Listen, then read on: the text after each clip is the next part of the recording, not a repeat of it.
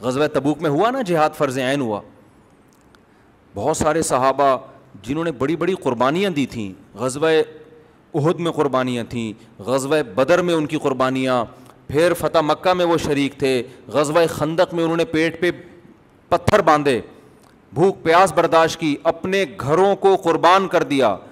حضرت ابو سعید خدری رضی اللہ تعالی عنہ 10 سال کے نبی کی خدمت میں آئے, یا رسول اللہ میرے باپ بھی احد میں شہید ہو گئے, میرا بھائی بھی احد میں شہید ہو گیا, گھر میں کمانے والا کوئی بھی نہیں ہے, آپ ہمارے ساتھ تعاون کریں.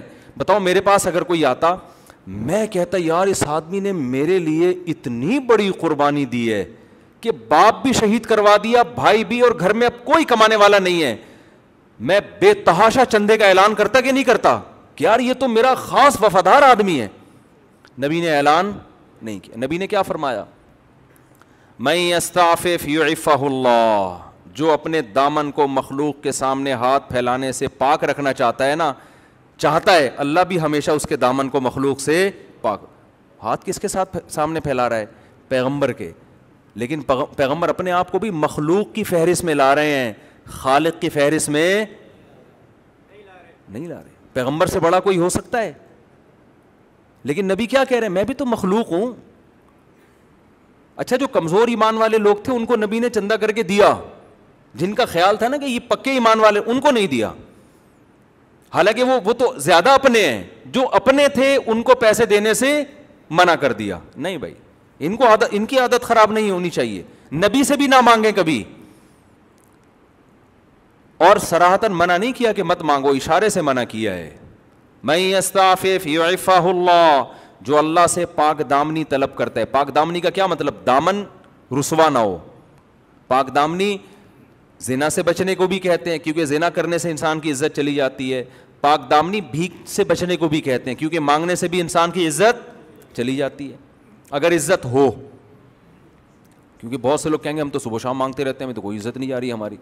وہ ایک آدمی کسی محلے میں گیا, آیا, کہتا ہے یار اللہ کا شکر ہے کہ میری عزت نہیں ہے. میں نے کہا اس میں شکر کی کیا بات ہے؟ کہنا اگر عزت ہوتی تو آج میری بہت زیادہ بےزتی ہو جانی تھی.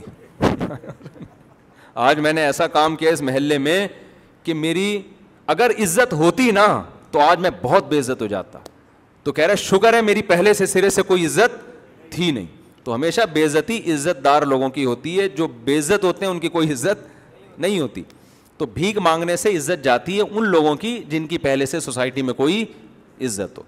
تو نبی صلی اللہ علیہ وسلم نے فرمایا من یستعفف, جو اللہ سے پاک دامنی طلب کرتا ہے, یعنی اپنی عزت بچانا چاہتا ہے, اللہ بھی اس کی عزت بچاتے ہیں. کیا مطلب؟ اسے بھیک کے داغ سے ہمیشہ کے لیے محفوظ کر لیتے, غیب سے اس کے لیے روزی کا انتظام کرتے ہیں.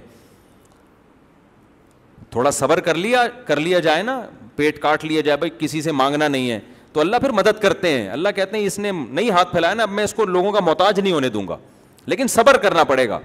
اور پھر دوسری بات نبی نے فرمائی وَمَن يَتَصَبَّرْ يُصَبِّرْهُ اللہ, جو اللہ سے صبر مانگتا ہے. اب سوال پیدا ہوتا ہے اس عزت بچانے کے لیے تو بہت صبر کرنا پڑے گا.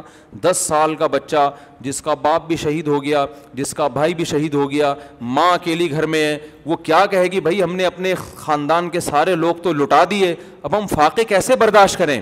تو ٹھیک ہے عزت اہم چیز ہے, صبر کتنا کرنا پڑے گا اس کے لیے. لیکن نبی نے اگلی جملے میں یہ بتا دیا من یتصبر, جو اللہ سے صبر مانگتا ہے نا, یصبرہ اللہ, اللہ اسے صابر بھی بنا دیتے ہیں. یہ صبر بھی کس سے مانگو؟ خالی پیسے نہیں اللہ سے مانگنے.